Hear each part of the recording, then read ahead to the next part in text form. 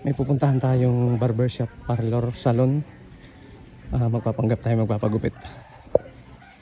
Mami Dons, dito sa Tagawayan ito. Magpapagupit po. Ito, may sisilipin pa doon. Nagugupit po kayo na lalaki? Joke lang, hindi ako magpapagupit. Patingin niya, Mami Dons, sa iyo mga panggupit. Sa lalaki. Ay, tutulungan, bibigyan ka ng ano. Bigyan ka ng dagdag na. Magkukan ako manghihingi. Joke lang. Anong ano nyo, parang ay nakita ko na nga. Vlogger ka ba? Ayan ang iyong gamit. Vlogger niya, parang Ganyan lang. ay, sino yung nagkakayo? Prank sana kita na magpapagupit ako sa'yo, kaya lang baka hindi mo ako singilin Ito si Mami Dons ng Tagkawayan. Pinapila sila natin dito. Isipin mo, nakarating ako dito, ano? Nagpipainting ako. Nagpipainting ka din. Oh, ganda ng painting mo. Nasa tourism. Ano sa tourism? Ayan, sariling gawa rin niya po yan. Ito mga ito. Kanina nga parang may ginugupit kang lalaki, ano? Ito yun. Oh, panlalaki. Bigyan kita pang gupit. Ayan. Buklatin mo, tignan mo. Natakot eh, pangboy naman eh. Kala ko pang hindi makapagupit ka. Ayan, meron kang trimmer. Yan yung maliit na pang lines. Saka clipper naman yung isa. May panggupit ka na, meron ka pang trim yung isa. Kuya, baka gusto mo rin kami. Yun. Oo, pero umiyak. Kasi insira akong clipper, pinagawa ko parang meron ako. Ano namang naiyak naman si Mami dun sa bigay ko,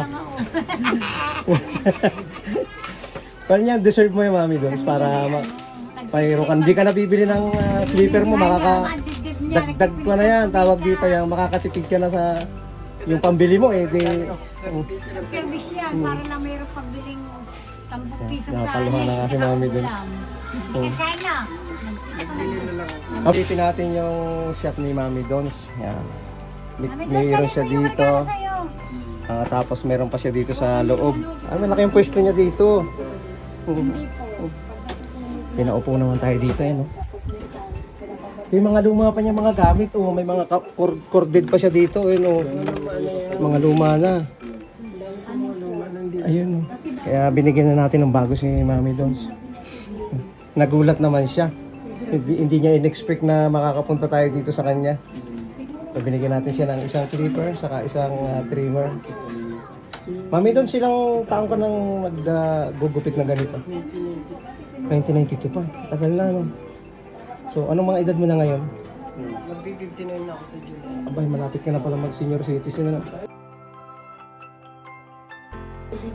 So talagang taga dito ka mismo sa Tagkawayan? Ako pinamagalan magpapit kaso marami na parang sa bayan. Marami ng parlo sa bayan? Ay parang siyempre magandang gusto.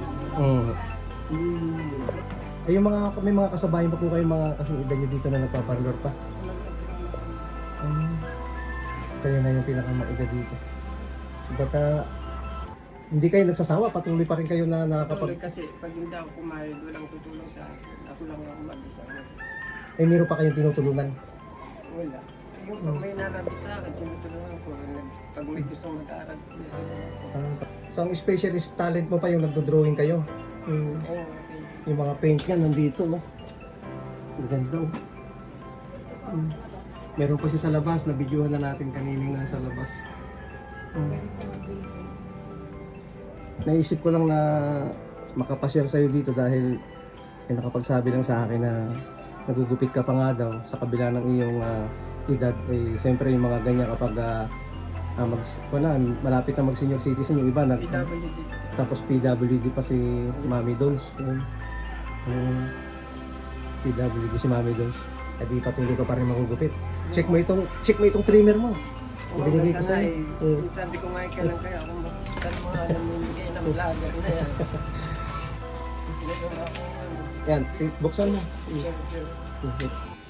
Nandiyan din ang charger niyan. Matalas yan. Saka ito maganda rin itong gamitin lalo na sa pag yung naglalines ka sa kapangnipis. Dinaluwa ko na para parehas mo na mapapakinabangan. Yun ang pinagawa ko. Yung isang clipper na pinagawa. Tingnan natin dito yung isang clipper na pinagawa niya. Nakarekta na ito. Pinarekta mo na sa cord, ano? Pinarikta na sa cord, wala nang baterya. Sa akin ay nasira na. Pinagawa ko ang sa ano. Pinarikta na sa charger. Kaya may pang-backup ka na. Malaking tulong yun sa'yo para dire-diretso ka ng pag may mga customer ka dito. Shoutout kay nanay. Baka may babatiin kayo. Ganito mo lang tanggalin yung tulak mo lang yan. Ang gamit niyan yung mga pag nagpapa-army cut, yung mga nagpangguhit.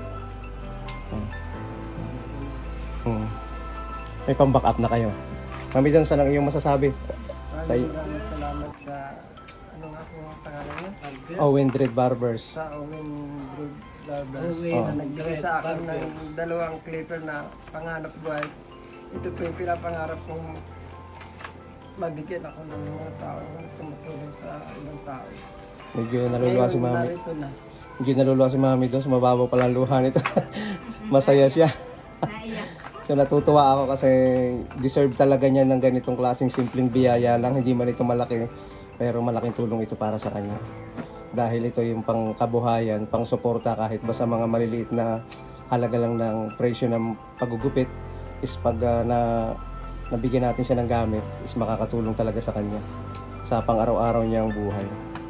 Thank you, Mami Dons. Good. Oo.